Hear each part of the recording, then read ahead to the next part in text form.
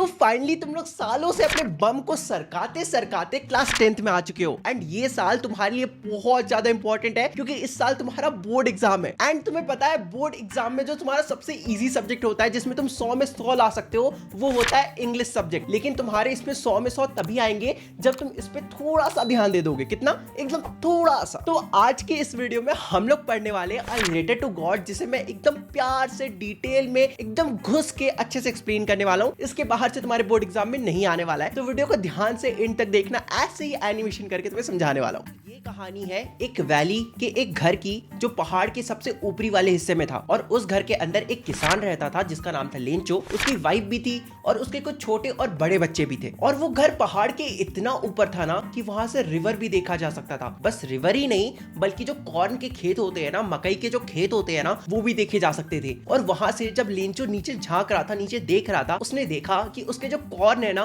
Corn के ऊपर बहुत सारे व्हाइट कलर के फ्लावर्स आए हुए हैं। और ये जो व्हाइट कलर के फ्लावर्स है ना, ये प्रॉमिस करते हैं कि हार्वेस्ट अच्छी होगी। मतलब कॉर्न के ऊपर अगर व्हाइट कलर का फ्लावर आया हुआ है, इसका मतलब उनका जो फसल है, उनका जो कॉर्न है ना, वो काफी अच्छा होने वाला है। हेलो हेलो, मेरा नाम है लेंचो, मेरा कॉर्न का फील्ड है, मेरे कॉर्न के ऊपर व्हाइट कलर का फ्लावर आया हुआ है, सब कुछ बढ़िया, सब कुछ चंगा चल रहा है। बस कमी है तो बारिश की, बारिश ही नहीं आ रहा है, इसलिए मैं बार बार नॉर्थ ईस्ट डायरेक्शन में देख रहा होता। मैं ये उम्मीद कर रहा होता कि वहां से बारिश आएगी। मेरी वाइफ अंदर खाना बना रही होती। जाने मन क्या लगता है तुमको, आज बारिश होगी कि नहीं होगी? हाँ, अगर भगवान ने चाहा तो बारिश जरूर होगी। वैसे मैं सप्पर बना रही हूँ। सप्पर का मतलब होता है रात का खाना। मेरे जो बड़े बच्चे हैं ना, वो खेत में काम कर रहे हैं। मेरे जो छोटे बच्चे वो घर के बाहर खेल रहे हैं। और वो मैं जो हूँ ना, मैं उनके लिए डिनर बना रही हूँ।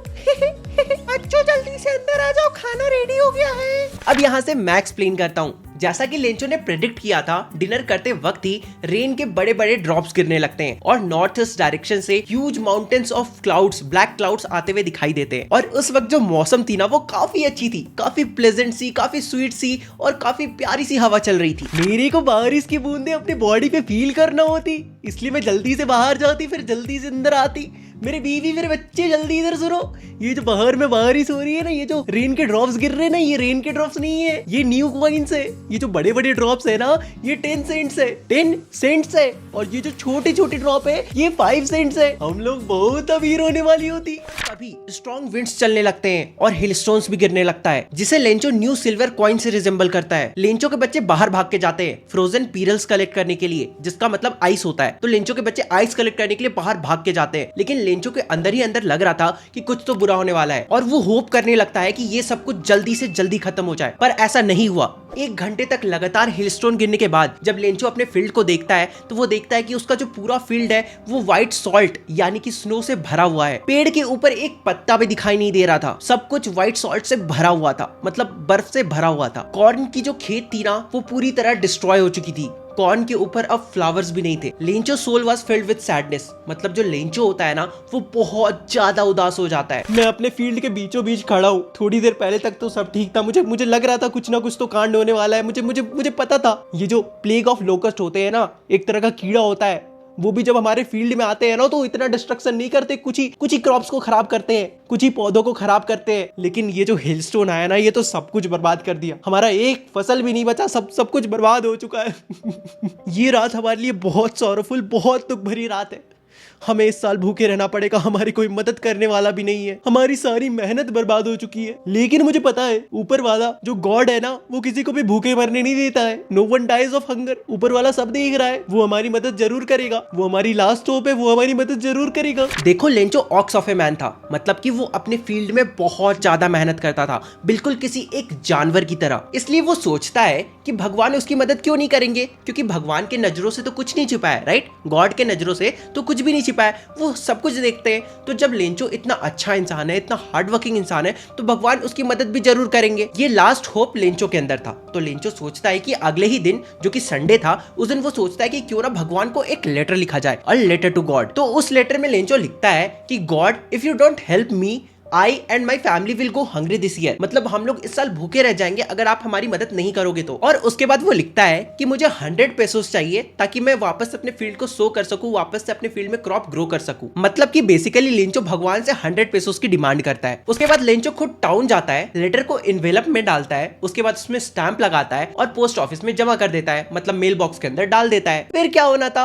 वो लेटर एक पोस्ट ऑफिस एम्प्लॉय को मिलता है और वो पोस्ट ऑफिस एम्प्लॉय हंसते हंसते अपने बॉस यानी कि पोस्ट मास्टर के पास जाता है। और वो जो पोस्ट मास्टर था ना, वो एक फैट एमिएबल फेलो था, मतलब मोटा तो था लेकिन काफी अच्छा नेचर का इंसान था, काफी हंसमुख इंसान था। तो पोस्ट मास्टर भी पहले तो उस लेटर को देख के बहुत ज्यादा हंसते हैं, लेकिन फिर अचानक से सीरियस हो जाते हैं और बेंच पे टैप करते हुए कहते हैं, व्हाट अ फेथ, देखो लेंचो को भगवान पे कितना भरोसा है। आई विश कि मैं भी भगवान पे इतना ही भरोसा रख पाता। मैं नहीं चाहता कि लेंचो का भरोसा भगवान पर से उठे, इसलिए मैं इसकी हेल्प करना चाहता हूँ। और मेरे पास एक आइडिया भी है, मुझे पता है कि बस लेटर का रिप्लाई करने से कुछ नहीं होगा, क्योंकि लेंचो को बस भगवान का रिप्लाई नहीं चाहिए बल्कि उसे 100 पेसोस भी चाहिए। इसलिए सिर्फ इंक, पेपर या फिर मेरा गुडविल लेंचो की हेल्प नहीं कर पाएगा, बल्कि हमें उसे कुछ पैसे देने पड़ेंगे। इसलिए पोस्टमास्टर अपने सैलरी से कुछ हिस्सा निकालते हैं, अपने दोस्तों को और अपने एम्प्लॉयज को भी कहते हैं, यार कुछ एक्ट ऑफ चैरिटी दिखाओ, थोड़ा सा डोनेट करो, थोड़ा सा पैसा इधर भी मिलाओ। लेकिन फिर भी देखो ये इम्पॉसिबल था कि वो 100 पेसोस जमा कर पाते, इसलिए वो लोग सब मिलकर 70 पेसोस जमा कर पाते हैं। और उसके बाद उन पैसों को इन्वेलप के अंदर डालते हैं, गॉड का साइन लगाते हैं, उसमें स्टैंप लगाते हैं और लेंचो का आने का वेट करने लगते हैं। उसके बाद अगले ही संडे लेंचो सुबह सुबह आ जाता है पोस्ट ऑफिस।